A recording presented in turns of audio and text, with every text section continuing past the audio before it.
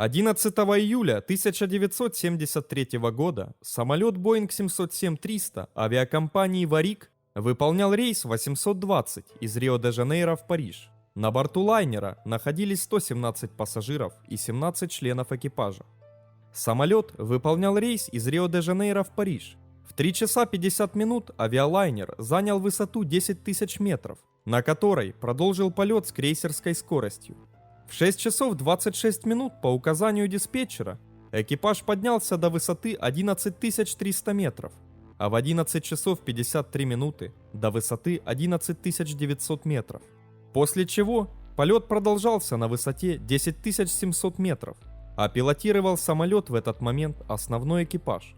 В 13 часов 40 минут экипаж вышел на связь с западным сектором диспетчерского центра Парижа и получил разрешение на снижение на Вор-Маяк-Шартар, прохождение которого было рассчитано в 13 часов 52 минуты. В 13 часов 43 минуты с борта самолета было доложено о прохождении высоты 8500 метров, а в 13 часов 46 минут 5200 метров. В 13 часов 50 минут Парижский диспетчерский центр дал указание выполнять правый доворот по схеме захода на посадку и продолжать снижение до высоты 3050 метров, а затем до высоты 2440 метров. Самолет в этот момент следовал на Вор-Маяк, Туссюле-Нобль. В 13 часов 57 минут диспетчер дал указание переходить на связь с диспетчером подхода «Орли». Выйдя с ним на связь через минуту, экипаж получил указание сохранять высоту 2440 метров и указание по заходу на посадку на взлетно-посадочную полосу 26. Погодные условия в это время были отличными и не создавали никаких помех для посадки. Затем в 13 часов 58 минут командир доложил, что на борту возник пожар и потребовал аварийного снижения. Согласно докладу командира, пожар начался в конце пассажирского салона в туалете. В 13 часов 59 минут диспетчер дал разрешение снижаться до высоты 914 метров и заходить на посадку на взлетно-посадочную полосу 7, расстояние до которой составляло 40 километров, что позволяло выполнить посадку с прямой. В ответ на доклад диспетчера экипаж сообщил, что очень сильный пожар, и начал выходить на взлетно-посадочную полосу 7. Черный дым начал проникать в кабину пилотов. При этом пассажирский салон к тому времени уже весь был заполнен дымом, и пассажиры начали задыхаться. В 14 часов 1 минуту диспетчер дал разрешение снижаться до высоты 610 метров. Получение информации было подтверждено, что стало последней передачей с рейса 820. Пилоты надели кислородные маски и защитные очки, но черный дым уже заполнил кабину и, несмотря на открытые боковые окна, начал закрывать приборную панель. По показаниям свидетелей на земле, снаружи был виден лишь небольшой дым в нижней части фюзеляжа. В сложившейся ситуации командир принял решение о вынужденной посадке, чтобы избежать падения неуправляемого самолета на город.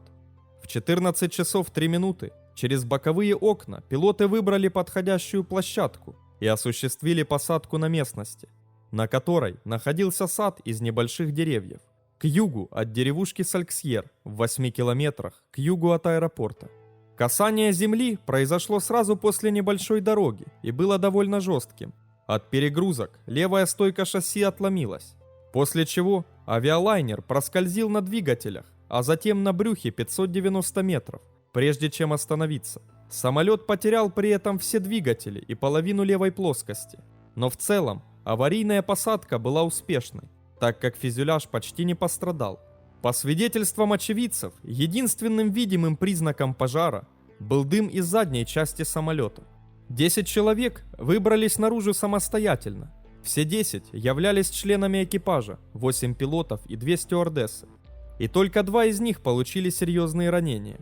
Один был ранен веткой дерева, пробившей иллюминатор, а остальные успели вдохнуть дыма, но выжили. Все они вместе с подоспевшими фермерами пытались спасти из салона остальных людей, но охвативший авиалайнер огонь не позволил им этого сделать. Когда через 6 минут к месту катастрофы подъехали пожарные машины, пожар уже привел к взрыву в верхней хвостовой части самолета. Крыльевые и центральные топливные баки взорваться не успели. Через переднюю дверь пожарные извлекли 4 находившихся без сознания пассажиров, но позже 3 из них скончались из-за отравления. Таким образом, из пассажиров выжил только 1. Всего в катастрофе погибли 123 человека, 7 членов экипажа и 116 пассажиров. На момент событий это была 2-я крупнейшая авиакатастрофа во Франции.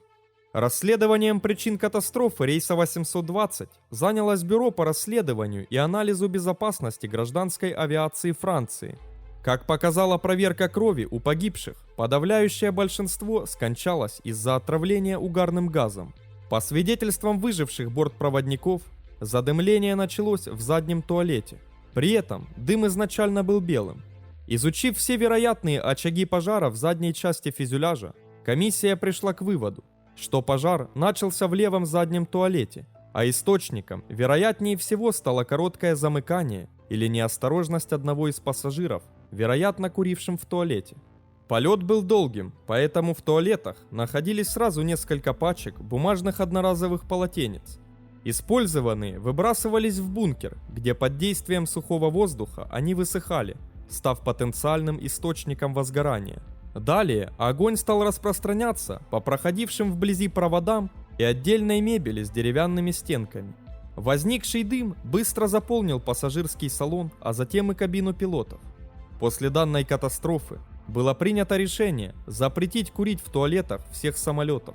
Несмотря на гибель почти всех пассажиров, командир воздушного судна Жильберту Араужо де Сильва получил положительную известность, так как, приняв решение о посадке до аэродрома, он предотвратил ситуацию, когда авиалайнер мог потерять управление и упасть на пригород Парижа, тем самым погубив еще больше людей. После катастрофы он продолжал работать еще 6 лет. Официально он считается погибшим 30 января 1979 года, когда пилотируемый им Boeing 707 рейса 967 Варик исчез над Тихим океаном. Смотрите также: 30 января 1979 года авиалайнер Boeing 707-300 авиакомпании Варик выполнял грузовой рейс 967 по маршруту Токио, Лос-Анджелес, Рио-де-Жанейро, но через 30 минут после взлета исчез над Тихим океаном. На его борту находились 6 членов экипажа. Несмотря на обширные поиски, не удалось найти никаких следов самолета, либо признаков его падения. Этот инцидент считается одним из самых загадочных случаев в истории авиации. Друзья, на нашем втором канале «Планета катастроф» регулярно выходят интересные видео про экологические, техногенные, а также катастрофы по вине человека. Подписывайтесь, чтобы не пропустить новые истории.